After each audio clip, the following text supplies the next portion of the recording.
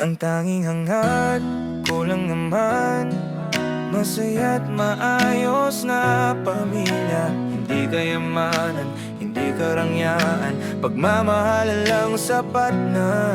Araw-araw akong bumabangon, kahit pagod, para lang sa inyo, pamilya ko. Yan ang sagot, lahat ng pawis, dugot, oras sa trabaho. Ginagawa ko to, hindi para sa akin, para sa inyo. Pero minsan pag uwi ko, tahimik ang paligid. Ang panganay ko nasa barkada pa rin di makaidlip. Anak, gusto ko lang maalala mo minsan, ang tunay na saya nasa tahanan. Tanging hangad ko lang naman, masaya at buo tayong pamilya. Walang iwanan, tulungan lang, kahit anong hirap sabay tayong lalaan. Ang tanging hangad ko lang naman, masaya at buo tayong pamilya. Walang iwanan, tulungan lang, kahit anong hirap sabay tayong lalaban. Si Mrs. tuwing aalis ako, lagi kong sinasabi, mag-ayos naman, linisin tong ating bahay, wag pabayaan lagi. Pero pag uwi ko, gulo pa rin ang paligid. Gusto ko lang maging maayos, hindi ako galit. Hindi ko kailangan ng perpektong tahanan, ang gusto ko lang yung may malasakit at pagmamahalan. Kasi sa dulo ng lahat ng ating laban, pamilya pa rin ang tunay na kayaman. Tanging hangad ko lang naman, masaya at buo tayong pamilya. Walang iwanan, tulungan lang, kahit anong hirap sabay tayong lalaban. Sa bunso ko naman anak, tuloy mo lang yan. Pag-aaral mo, yan ang puhunan, yan ang yaman na maipapamana ko. Pag-angat mo, yan ang tagumpay ko. Kaya bago pa man ako mawala, sana maisip niyong lahat, hindi ako nagkulang sa pangaral. Gusto ko lang maging maayos ang buhay niyong mahal. Masaya na akong pumanaw kung makikita kong kayo'y maayos at buo.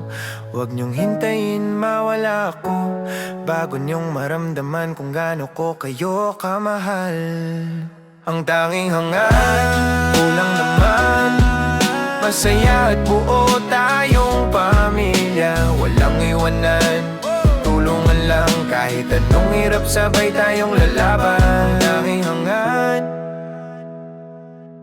Ang tanging hangad ko lang naman, masaya at maayos na pamilya. Hindi kayamanan, hindi karangyaan, pagmamahalan lang sapat na.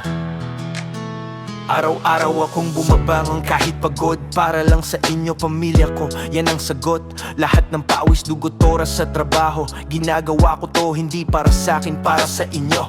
Pero minsan pag uwi ko, tahimik ang paligid. Ang panganay ko nasa barkada pa rin, di makaidlip. Anak, gusto ko lang maalala mo minsan, ang tunay na saya nasa tahanan. Ang tanging hangad ko lang naman, masaya at buo tayong pamilya. Walang iwanan, tulungan lang, kahit anong hirap sabay tayong lalaban.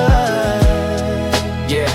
Si Mrs. tuwing aalis ako, lagi kong sinasabi, magayos naman, linisin tong ating bahay, wag babayaan lagi. Pero pag uwi ko, gulo pa rin ang paligid. Gusto ko lang maging maayos, hindi ako galit. Hindi ko kailangan ng perpektong tahanan, ang gusto ko lang yung may malasakit at pagmamahalan.